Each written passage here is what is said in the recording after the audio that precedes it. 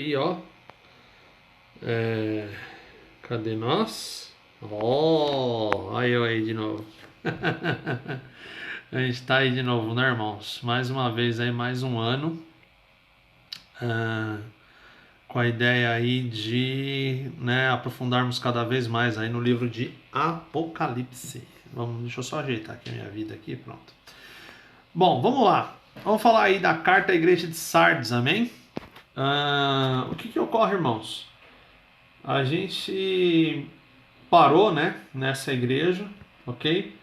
Esse período da igreja, ele é referente ao período da igreja protestante, tá? É quando começa aí o período da reforma, da Martinho Lutero e tudo mais, ok? A carta à igreja de Sardes é referente a esse período da igreja, mas vamos dar continuidade para a gente ver aí? Olha só, vamos lá. Apocalipse 3, do 1 ao 3. Ao anjo da igreja de Sardes escreve: Estas são as palavras daquele que tem os 7 Espíritos de Deus, as 7 estrelas. Conheça as tuas obras. Você tem fama de estar vivo, mas está morto. Esteja atento, fortaleça o que resta e que está para morrer, pois não achei suas obras perfeitas aos olhos do meu Deus. Lembre-se, portanto, de que você recebeu e ouviu, obedeça e arrependa-se. Mas se você não estiver atento, virei como um ladrão, e você não saberá a hora que virei contra você. No entanto, você tem aí em Sardes uns poucos que não contaminaram as suas vestes. Eles andarão comigo, vestidos de branco, pois são dignos. O vencedor será igualmente vestido de branco. Jamais apagarei o seu nome do livro da vida, mas o reconhecerei diante do meu Pai e dos seus anjos. Aquele que tem ouvidos, ouça o que o Espírito diz às igrejas. Bom, a gente viu até na última aula, o último vídeo, a respeito da fundação da Igreja Romana, né, da Igreja Católica, o corpo que a Igreja Católica tomou, como que ela influenciava na Idade Média, tá?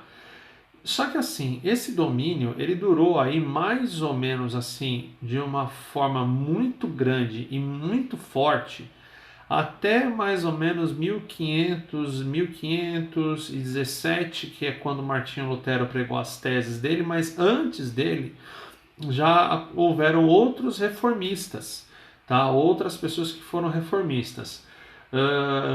Alguns nomes que já apareceram no cenário, mas qual que foi o porquê que Martinho Lutero ele teve tanta expressão no mundo em relação ao, por exemplo, John Huss, por exemplo? Por que ele se sobressaiu a John Huss, por exemplo? Justamente porque Martinho Lutero, o foco dele não era só a palavra, mas ele mexeu até com uma estrutura política, política e econômica do mundo daquela época, tá? Ele não mexeu só com a forma como a igreja tratava a palavra, não. Ele mexeu com uma forma também de como a igreja cuidava das suas finanças. Ele cuidou também da parte da tradução da Bíblia, enfim, uma série de detalhes, mas nós já vamos ver isso daí nessa aula, não quero adiantar muita coisa não. Vamos ver como é que era o cenário desse período aí da igreja de Sardes, não é? Que período, né, que a igreja se encontrou? Vamos ver aí, ó. Olha aí, ó. Vamos ver. Pera aí, irmãos. Pronto, foi. De vez em quando dá uns pau louco aqui. Olha só. Aí você tá vendo esse cara aí que a gente já viu ele logo no começo lá, acho que na primeira, segunda ou terceira aula. Nas primeiras aulas falamos a respeito do Carlos Magno. Esse cara ele é um cara muito importante na história da igreja. Bom, vamos ver uma coisa primeiro. A igreja católica romana, ela tomou um corpo gigantesco, tá? Durante o período da Idade Média. Tudo era em torno da igreja, inclusive os reis, como vocês estão vendo aí nessa figura. Esse desenho é todo esquisito, tortinho, esse desenho é da época da Idade Média, tá? Por isso que ele é esquisito, estranho assim. E todo mundo tem essa cara assim, que até o mais alegre está com cara de que está mais triste. É, o que acontece? A Igreja Católica, ela coroava os reis. Ela coroava os imperadores. Era ela que mandava em absolutamente tudo. E esse homem chamado Carlos Magno, ele era rei dos francos e ele foi coroado sacro imperador do Império Romano Germânico do Ocidente. Olha o tamanho do título do cara, hein? Sacro Imperador do Império Romano, Sacro Império Romano Germânico do Oriente, do Ocidente, perdão. Por que é esse título gigantesco do Carlos Magno, tá? Só para vocês entenderem. Os povos germânicos, tá? Os povos germânicos, eles eram um povo que foi, eles foram evangelizados assim, né? Eles foram catequizados pela Igreja Católica, ok? Mas eles eram um povo assim que eles não tinham uma nação, eles eram vários reinos. Tanto é que a Alemanha, como a gente conhece, que é a casa dos germânicos, ela só existe, ela existiu mesmo no formato que a gente conhece hoje a partir de 1918, quando o Império da Prússia acabou e houve retornou a República da Polônia, né, o território da Polônia retornou para os poloneses, etc. Mas até lá era tudo fragmentado, era um monte de reinos menorzinhos. Aí que eles tiveram uma ideia brilhante? Nós vamos fazer o seguinte, a Igreja Católica teve uma ideia brilhante. Vamos nomear um rei, um imperador, para reinar sobre esses reinos menorzinhos. Entendeu? Vamos nomear um imperador. Aí, esse homem chamado Carlos Magno, ele começou a reinar junto com o irmão dele na França. Tá? Junto com o irmão dele na França, o irmão dele, por intrigas políticas, morreu. E ele acabou ficando com o Império Francês para ele, o Reino Francês, que é conhecido como... a dinastia dele é conhecida como dinastia carolíngia, e ele acabou absorvendo também o título de rei dos povos alemães e transformou tudo isso no reino de Carlos Magno, no Sacro Império Romano Germânico, tá? E quem mandava, ele era tipo assim, ele era o governador, ele era o senhor das terras. Mas quem mandava nele era a igreja. Então é tipo assim, era um reino que, tipo, meio que fantoche da igreja. Ele, na verdade, alguns historiadores até consideram ele como o braço armado da igreja. Enquanto que a igreja, de um lado, só cuidava das liturgias, o Carlos Magno cuidava de colocar ordem segundo as leis da igreja. Ok? Bom, vamos lá.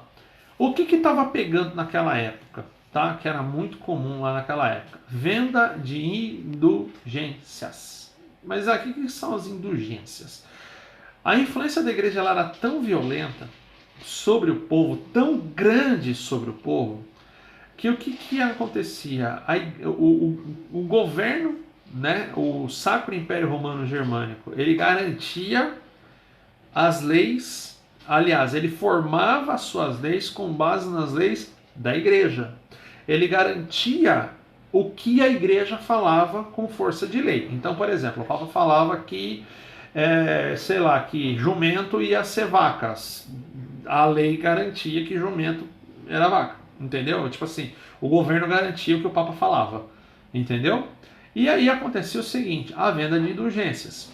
O que era essa venda de indulgência? Gente, era muito doido. Era assim, ó. As famílias, o que elas faziam? Elas pagavam um certo valor para representantes da igreja, tá? Com a finalidade de remissão de pecados, não só de pecados cometidos nesta vida, mas como remissão de pecados de pessoas que já morreram. Então vamos lá, vamos dar um exemplo aí. A Igreja Católica sempre acreditou no purgatório, que você vai para lá, que o purgatório é meio que o intermediário entre o céu e o inferno, né, onde você vai ser julgado, etc, etc. O que acontece? Vamos supor que você tinha uma mãe, um pai, um parente que você gostava muito, e você pegava e gostava muito dessa pessoa, mas essa pessoa estava no purgatório. A pessoa morreu, estava no purgatório, lá purgando seus pecados. Aí o que acontecia? Você queria que essa pessoa fosse para o céu e que não fosse para o inferno. Você procurava um representante da igreja, pagava um certo valor, e o Papa, como representante de Deus na Terra, garantia o perdão dos pecados para essa pessoa que já morreu.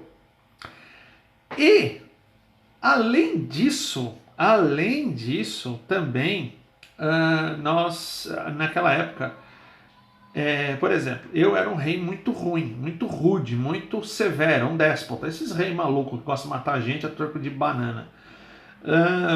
E eu ficava com peso na consciência. Então eu preciso que a igreja perdoe os meus pecados. Então o que eles faziam? Procurava o representante da igreja. O representante da igreja pedia ao Papa a absolvição de todos os pecados que eu cometi. Aí sabe o que acontecia? Os ricos, aliás, não só os ricos, todas as pessoas começavam a dar somas absurdas de dinheiro para a Igreja Católica para a remissão dos pecados. Davam somas assim, astronômicas. Tanto é que o povo era pobre, não só porque não conseguia produzir riqueza. O povo era pobre por causa disso, por causa dessa exploração espiritual da situação. E o Estado garantia que o que o Papa falasse, principalmente o Estado... Irmãos, é assim, o Império Romano Germânico, para vocês terem uma ideia, ele era o mundo daquela época. Ele era, tipo assim, 90%, 98% do mundo civilizado da época. Tá? É basicamente isso. Aí o que acontece? Eles vendiam a Igreja Católica vendia muita indulgência, muita. Quer ver? Ó, eu tenho até uma imagem que eu separei. Olha aqui, ó. Essa imagem ela tá em latim, tá? Tá aí, ó. Indulgência plena, ok? Aqui embaixo é remissione di tutti i peccati, é remissão de todos os pecados, concedido pelo seu Santíssimo e Digníssimo Papa Inocêncio XIII. A todas as pessoas de Madrid, etc. Ok, o cara foi lá, provavelmente alguém lá de Madrid foi lá, pagou uma certa soma de dinheiro e ele garantia, porque a igreja ela emitia esse documento aí, ó, que vocês estão vendo na tela. Ela emitia o documento com a remissão de todos os pecados, ok? Assinado por um papa. Aí, o que acontece nessa história toda? O povo começou a ser explorado, as pessoas começavam a ser exploradas, a pobreza começou a aumentar muito. E a igreja fazia o que queria. A igreja, tipo assim, ela fazia o que ela queria.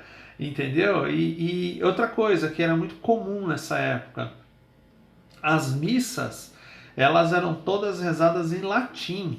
Em latim. Ou seja, quem que aprendia latim? Quem tinha dinheiro. O povo mal sabia ler, mal sabia escrever. E aí ficava tudo na mão da igreja. Aí o padre ia lá, falava uma meia dúzia de palavras em latim e acabou, e tá tudo resolvido. Entendeu? Aí tá tudo resolvido. Aí cada um ia para sua casa, sem saber nem o que estava acontecendo. Só que nessa estrutura de tempo toda apareceu o nosso amigo. Importante isso, tá, pessoal? Sobre a questão da riqueza, é verdade. O povo, como eu estava falando para vocês, o povo ficava cada vez mais pobre e a Igreja Católica ficava cada vez mais rica, garantindo as indulgências, tá? Aí, nessa estrutura toda, também tinha a questão da penitência, tá? Porque assim, não satisfeitos apenas em tirar o dinheiro do povo, a igreja também, algumas seções na igreja, gostavam também de tirar a saúde das pessoas e tirar a paz das pessoas. Por exemplo, algumas famílias eram extremamente pobres e elas não tinham condições, por exemplo, de pagar de pagar uma indulgência assim, que seria interessante para a igreja, ok? Para a remissão dos seus pecados. Então, sei lá, vamos supor que adultério custasse, sei lá, 300 moedas de prata. E a pessoa não tinha nem meia moeda de prata. Então, o que a igreja tinha noção? Da penitência. Que, inclusive, a gente vê a questão da penitência até hoje nas questões de pagação de promessa. O pagar promessa que a gente tem hoje, que é muito comum, que a gente vê hoje na televisão, enfim, na internet, enfim, não tem nada a ver com promessa, tá? Tem muito mais a ver com penitência, que é o quê? A gente está vendo aí esse chicote, era muito comum durante o período da igreja, quando acontecia algum fato assim extraordinário. Por exemplo, durante a peste negra, por exemplo, existiam os flageladores. O que eles faziam? Eles pegavam esses chicotes e saíam se batendo no meio da rua até o couro das costas desmoronar. E isso era comum, por exemplo, também para famílias que não conseguiam pagar suas indulgências. Eles iam e se flagelavam, ofertando o seu corpo como uma forma de pagamento de uma indulgência, de uma perdão do pecado. Para a mortificação da carne, por exemplo, eles utilizavam essa peça. Vocês estão vendo esse arame aí na pele? Isso aí chama cilício, tá? O que é o cilício? Ele é uma tira de couro com várias pontas. Essas pontas desse daí, ele ainda está com a ponta arredondada, tá? Mas naquela época as pontas eram afiadíssimas. Então o que acontece? Era preso com uma tira de couro. Você amarrava em volta da perna, da coxa, da panturrilha, e você apertava até as lâminas, até as pontas entrarem na carne, na pele. E você ficava com isso, tipo assim, ficava com isso aí tipo uns 2, 3 dias. A hora que o negócio começava a cicatrizar, você tirava e colocava numa outra parte do corpo, uma outra perna, por exemplo, e repetia o ritual como forma de pagar a penitência, de você pagar os seus pecados, tá? Através da mortificação da carne. Mas isso que eles faziam não é mortificação da carne, isso daí é tortura. Aquele negócio de carregar cruz, de você carregar uma cruz, por exemplo, aqui na Bahia, nas costas, isso era muito comum também, viu? As pessoas saem de um ponto a outro na Europa, carregando cruz nas costas, e por aí vai. E todo tipo de doideira que vocês podem imaginar na vida de vocês era muito comum nessa época. Por quê? Eram pessoas pobres que não tinham condições de nada. E vocês podem ver que a confecção desses produtos aí, né, desses materiais aí desses objetos, né, para pagar penitência, era uma coisa muito barata de se fazer. Qualquer camponês conseguia. Pegava uma tira de couro, uma corda, fazia com cipó, sei lá, e vida que segue. Porque era uma forma que eles entendiam que era a forma de pagar os seus pecados. Mas aí, o que acontece? Entra esse cara aqui no cenário mundial, tá? Martinho Lutero. Ele coloca lá as 95 teses dele, lá em Wittenberg, lá na Catedral de Wittenberg. E o que ele faz? Primeiro de tudo, ele coloca aqui: o Papa não é a maior autoridade, não, ele não é representante de Deus na Terra. Meu, aí já começou a pegar fogo, entendeu? Aí já começou a pegar fogo já, porque eles acreditavam que o Papa era um Jesus Júnior, assim, tipo, ele era um Jesus, ele era um representante de Deus máximo. E não é verdade, entendeu? Não é vigário de Cristo, ele não é nada, ele é só um cara que é líder de uma igreja, pronto, acabou. Aí o que aconteceu? O Martinho Lutero, ele colocou essas teses lá na Catedral da Alemanha. E uma coisa que ele falou: esse negócio de indulgência é tudo bobagem, porque a Bíblia é clara: pela graça sois salvos, isso não provém de vós, é dom de Deus, para ninguém se glorie. O que esse versículo quer dizer? Pela graça de Deus nós somos salvos. Você não vai ser salvo porque você pagou uma indulgência maior e o outro foi para o inferno porque pagou uma indulgência menor ou fez penitência porque não tinha dinheiro, entendeu? E o que Lutero também ensinou? No período da reforma, não foi só a reforma espiritual, ok, que ele criou. Ele criou uma reforma intelectual e financeira. Por exemplo, lembra que eu falei que as missas eram rezadas em latim na época antes de Martinho Lutero? Até Martinho Lutero, todas as missas eram rezadas em latim. O que Martinho Lutero começou a fazer? Os cultos na língua local. Então, por exemplo, se nós falamos português aqui, o culto começou a ser em português e não mais em latim. O que acontece? Tirou o poder da igreja. Outra coisa, começou a traduzir as Bíblias para a linguagem, também tirando a Bíblia do formato grego, ok? A Bíblia deixou de ser do formato grego e no formato latim, ok? Escrita, né, no formato grego, deixou de ser escrita no formato do latim e do grego para ser da língua local. Então, de novo, se nós tivéssemos aqui 300 Bíblias em grego e em latim, elas passaram a ser escritas em português, ok? Isso foi uma reforma intelectual. E a reforma financeira que Martim Lutero fez foi um negócio muito doido. Porque assim, ó, o que acontece? Se o povo virou e falou assim, bom, pela graça somos salvos, isso não provém de nós, é dom de Deus, o que a gente vai fazer com o dinheiro agora que a gente dava para a igreja? Martim Lutero ensinou o povo a poupar o seu dinheiro. Aí, sabe qual que foi o primeiro país impactado pela reforma protestante? A Suíça, o país mais rico do mundo. Ele ensinou o povo suíço a poupar o seu dinheiro, a guardar o seu dinheiro, entendeu? E aí começa, através através de toda essa estrutura, né, a gente começa a ver que a riqueza da Europa começa a mudar, o dinheiro da Europa começa a mudar. Só que nem tudo foram flores, tá? O que aconteceu? Vamos lá, vamos entender esse negócio aí da reforma.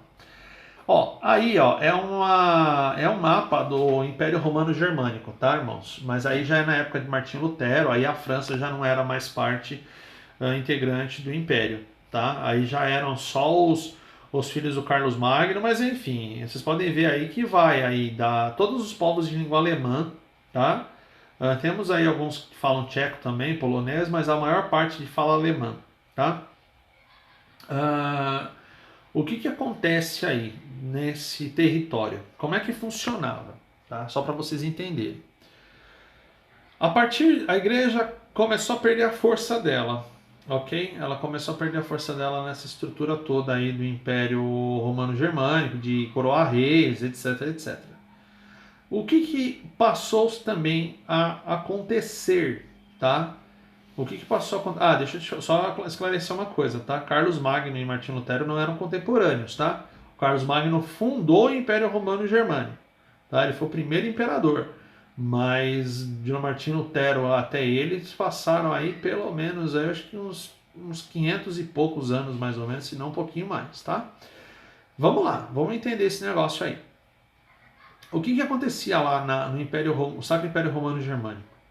O imperador desse império, ele era, por incrível que pareça, ele não era um título hereditário, que ia passando de pai para filho, de filho para neto e direto para bisneto. Não era assim que funcionava.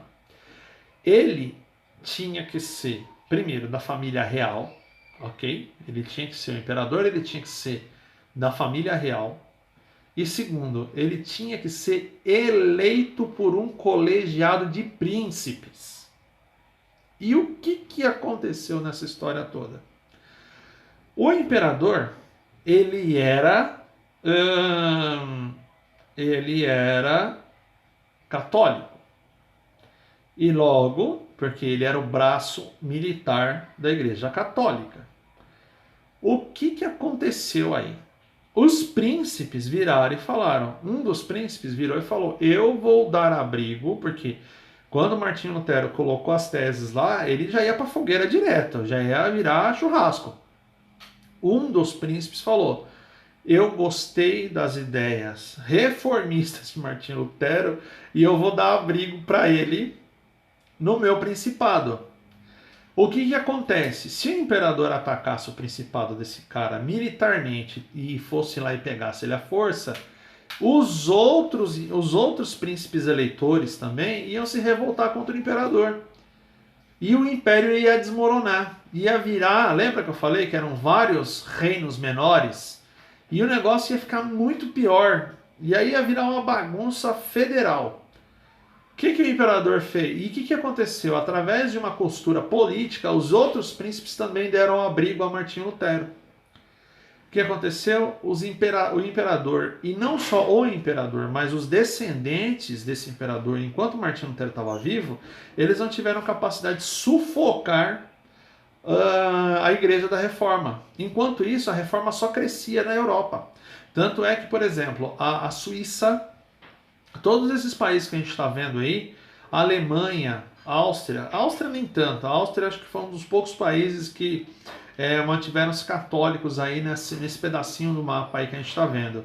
Mas a maioria desse território aí acabou se convertendo ao cristianismo protestante. A maior parte delas, a maior parte dessas cidades aí, desses reinos, quase que todos, e do leste europeu também. E a gente vai ver na próxima aula a importância da conversão, no leste europeu. A gente vai ver o que Deus fez lá e que isso impacta a gente até hoje, tá? Mas vamos lá. Aí a gente está vendo. Mas o que aconteceu um pouquinho mais para frente? Tá? Um pouco mais para frente. Lutero morreu. Os reformadores continuaram expandindo as igrejas. E iniciou um breve e curto período de perseguição. Um breve período de perseguição à igreja. Não era uma perseguição como na época do Império Romano, que eles matavam, estripavam, nada disso. Mas eram mais restrições econômicas, restrições de tomada de posição, etc. Só que, o que Deus fez? Num condado aí, alemão, por títulos hereditários, porque os títulos hereditários eles se mantinham, com exceção do imperador, uma família com de sobrenome Zinzendorf, eles acabaram assim que ficaram muito ricos, né? Porque eles eram família nobre, tá? Eles eram de família nobre e eles acabaram tendo um filho chamado Nicolau Zinzendorf. E esse homem chamado Nicolau Zinzendorf, ele teve um papel super importante para a expansão do evangelho, tá? Mas nós vamos ver isso na próxima aula. O que aconteceu com esse Zinzendorf? O que aconteceu com essa turma do Zinzendorf? Tá? O que Deus fez? Tá? Esse período da igreja de Sardes é interessante, porque a igreja de Sardes, olha só, a Bíblia fala que eles levam o nome que estão vivos, mas estão mortos. Por quê? O foco principal da igreja de Sardes não era espiritual. O foco principal deles era intelectual e financeiro. Ok? Então eles não eram uma igreja que focavam, por exemplo, naquilo que era espiritual. Não podemos falar que não teve nenhum tipo de manifestação, nada. Eu acredito até mesmo a questão da conversão, ok? Faz parte de um processo espiritual, ok? Então houve assim sim uma manifestação espiritual, mas também não é do jeito que eles estavam pensando. Entendeu? Que nós estamos vivos, que estamos expandindo, irmãos. E expansão nem sempre é significado de crescimento espiritual, tá? Mas nós vamos ver o que aconteceu depois com a igreja, mas isso nós vamos ver na próxima aula. Que Deus abençoe a sua vida, que Deus abençoe você, a sua família, e eu espero você aí no próximo vídeo. Amém? Deus abençoe a sua vida poderosamente. Valeu!